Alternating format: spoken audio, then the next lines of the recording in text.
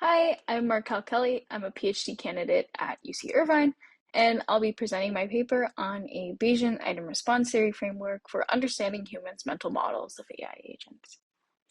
To start with a motivating example, suppose we have some hybrid team consisting of a human and an AI agent that are working together on some predictive task. Ideally, this team can benefit from the strengths of both humans and AI agents. For example, humans are generally better equipped to incorporate contextual information and common sense reasoning into their predictions, while AI agents are known for their ability to process large amounts of data and pick up on potentially different or more complex patterns in the data than humans. More formally, an important goal here is complementarity, the idea that this team should achieve better performance working jointly than either the human or the AI agent acting on their own. It's been shown empirically that complementarity is possible, but not necessarily something that we get for free. One nuance here is that complementarity depends on human factors and human behavior.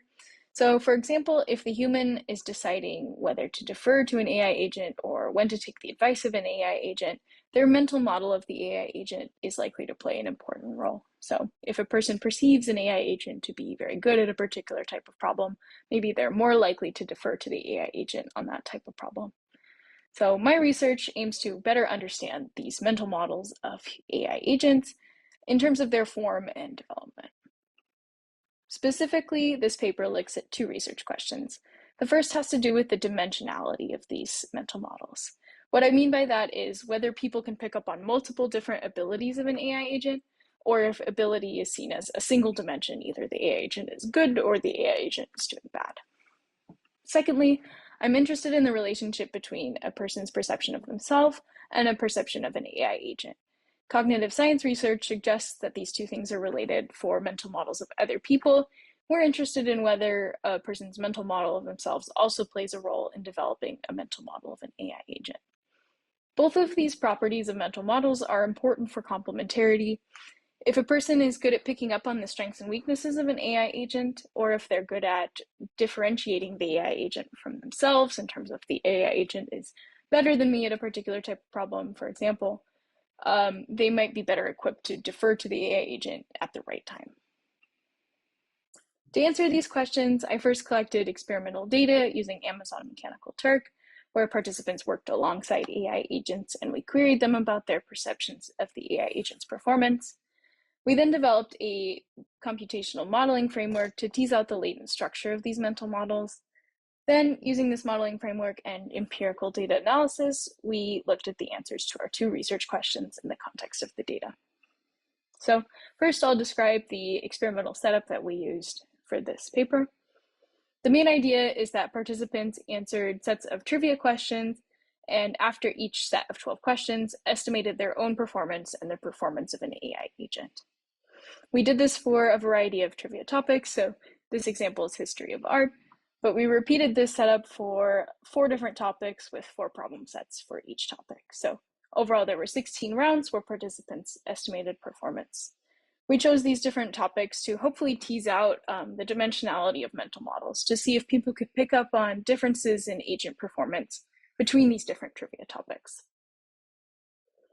We varied whether participants received feedback. So for some participants, they made these estimates and never received any feedback on this to figure out how people use mental models of AI agents when they don't have an opportunity to learn about the AI agent.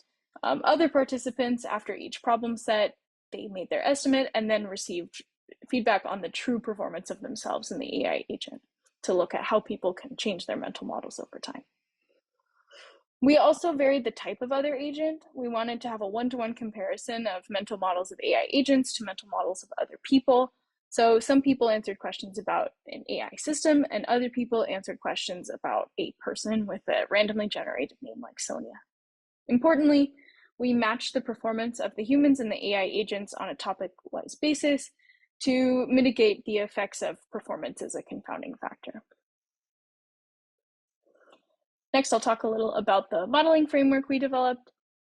The key idea of our modeling framework is item response theory. The main idea here is that a person's score on a particular problem set can be thought of as some function of the difference between that person's ability and the difficulty of the problem set. So If you score highly on a set of problems, that could be that you're very good at that type of problem. It could be that it was a very easy problem set, or some combination of those two things.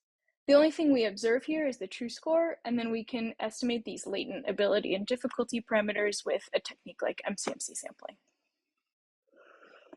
To use this modeling framework to understand mental models, we can look at perceived performance in addition to true performance. So in the same way that we can look at true performance as a function of true ability and true difficulty, we can equivalently think of a person's perception of their own performance as a function of their perceived ability and how difficult they perceive the problem set to be. And we can define this analogously for their assessment of other people. So here, using their answer to this question, how many questions do you think the AI system answered correctly, we can estimate how able they think the AI agent is and how difficult they thought the problem set was for the AI agent.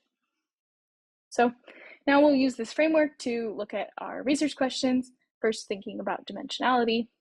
The way that we tested the dimensionality of these mental models was comparing a one-dimensional item response theory model with a multi-dimensional one. So the key difference here is that instead of having a single scalar for ability, we can estimate a vector of different abilities where each component of that ability vector corresponds to a different topic. So for example, the first ability component here could correspond to the agent's ability on history of art questions. We looked at the fit of these one-dimensional and multi-dimensional models using a variety of model evaluation techniques, and saw across the board that the multi-dimensional model had a better fit for both the human and the AI mental models. So this points to evidence of multi-dimensional perceptions of AI ability, that people are to some degree able to pick up on the strengths and weaknesses of an AI agent across different topics. One interesting thing that we get using this model is the latent correlations between these abilities. So if we think of these abilities as coming from a normal distribution, we have some correlation matrix between the abilities. So if you look at the plot on the left here, people expect the abilities of AI agents to be very correlated. If an AI agent does well on one type of question, people expect them to do well on all types of problems.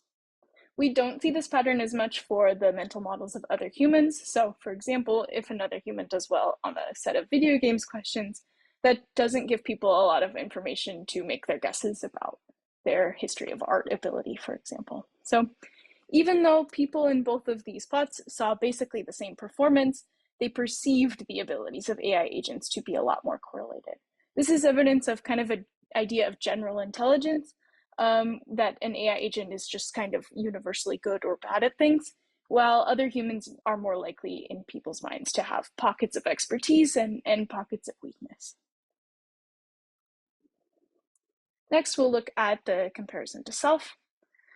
So we tested the relationship between mental models of oneself and mental models of another agent by testing different hierarchical structures between self-assessed performance and other assessed performance. So specifically, we looked at whether a person's perception of their own ability was related to their perception of another agent's ability, and whether their perceived difficulty of a set of problems was related to how difficult they expected the problem set to be for another agent. So we hypothesized 3 different hierarchical structures to test this out, the most constrained model being an undifferentiated model, where a person just reuses their mental model of themselves to make predictions for the other agent. We also tested the differentiated by ability setup here, where people learn some differential between their own ability and the ability of the other agent. So they assume that problems that are difficult for them are also problems that are difficult for other people, but people might be better or worse than them by some differential. Finally, in the fully differentiated setup, people don't use their own mental model to develop their expectations of the other agents. They totally independently develop their mental model of another agent. In our data, again, across multiple model evaluation techniques, we saw that the fully differentiated model made the most sense for the data on perceptions of AI agents, indicating that people don't use their own self-mental models as much when developing mental models of AI agents. In contrast, for mental models of other humans, the differentiated by ability model was a better fit, indicating that people are more inclined to use their mental models of themselves when developing mental models of other humans than they are in developing mental models of AI agents.